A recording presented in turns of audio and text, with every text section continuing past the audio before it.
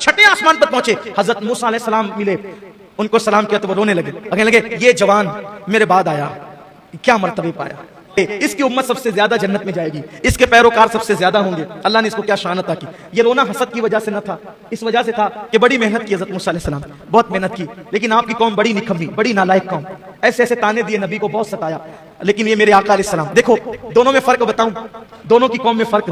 موسیٰ علیہ السلام چلے اپنی امت کو لے کے، کا لڑنا ہے، قوم سے لڑنا ہے، دشمنوں سے، قوم نے کیا جواب دیا بتائے، آپ لڑو اور آپ کا رب لڑے، ہم تو یہاں بیٹھ کے تماشا دیکھیں گے۔ یہ قوم موسیٰ ہے اور میرے نبی کے صحابہ۔ موسیٰ علیہ السلام رو رہے تھے، بہرحال حضور علیہ السلام وہاں سے نکلے، ساتویں آسمان پہ ابراہیم علیہ السلام، وہ بیت المعمور پر ٹیک لگائے بیٹھے تھے۔ بیت المعمور کیا ہے؟ کعبے کے عین اوپر ساتویں آسمان پہ، فرشتوں کا قبلہ ہے، اس کو کہتے ہیں بیت المعمور، ساتویں آسمان پر بیت المعمور سے ٹیک لگا کے بیٹھے، فرشتے آتے ہیں، جو ایک بار زندگی میں آتا ہے قیامت تک پھر اس کو موقع نہیں ملے گا۔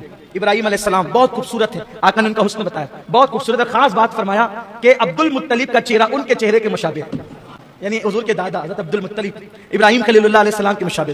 تو سلام کیا، سلام کرنے کے بعد ابراہیم علیہ السلام نے کہا کہ آپ کو مبارک ہو، آپ بڑے عظیم شان والے ہیں، میں چاہتا ہوں آپ کی امت کو کچھ تحفے دوں، اگر وہ موت کے وقت کی سختی سے بچنا چاہتے ہیں۔ اب ابراہیم علیہ السلام تحفہ دے رہے ہیں امت کے لیے، اگر موت کی سختی سے بچنا چاہتے ہیں ان سے کہنا وہ کثرت سے اللہ کا ذکر کریں، اگر وہ رنج غم اور ٹینشن سے بچنا چاہتے ہیں، یعنی دباؤ سے ڈپریشن سے بچنا چاہتے ہیں، وہ لا حول ولا قوت الا باللہ العلی العظیم کی کثرت کریں۔ یہ حضرت ابراہیم علیہ السلام کی طرف سے تحفہ ہے۔ لاہور شریف کو اگر آپ لازم پکڑ لیں، یہ لاہور شریف اتنا مبارک عمل ہے، جو اس کو لازم پکڑ لے وہ کبھی غمگین ہوگا ہی نہیں، ٹینشن اس پر جلدی آئے گا ہی نہیں، بلاؤں سے ہمیشہ محفوظ رہے گا۔ ہمیشہ 100 بار عادت بنائیں لاہور شریف پڑھنے کی۔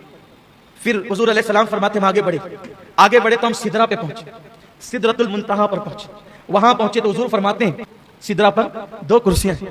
میں نے پوچھا جبریل یہاں کون رہتا ہے؟ اور حضور یہاں میں رہتا ہوں۔ اور جبریل تمہارے سوا بھی کوئی رہتا ہے؟ نہیں یا رسول اللہ میں ہی رہتا ہوں اور کوئی نہیں رہتا۔ کہا یہ 2 کرسیاں کیوں ہیں؟ کہا یا رسول اللہ جب سے میں پیدا ہوا ہوں 2 ہی دیکھتا ہوں۔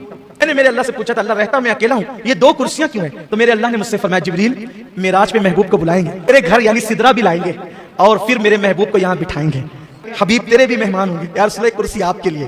آقا علیہ السلام نے فرمایا کہ سدرہ جو ہے دیکھنے میں بظاہر بیری کے درخت کی طرح ایک درخت ہے، لیکن اس کے پتے اونٹ کے کانوں کی طرح بڑے بڑے اور اس کے پھل مٹکی کی طرح ہے اور ہر پتے پر فرشتہ ہے اور اللہ کے نور نے اس کو ڈھانپ لیا ہے، بڑا خوبصورت۔ حالانکہ ہم اس کو نہیں کہہ سکتے کہ یہ دنیا کے بیری کے پتے کی طرح، وہاں کی جو چیزیں وہ دنیا کی طرح نہیں ہے، صرف سمجھنے سمجھانے کو ہے۔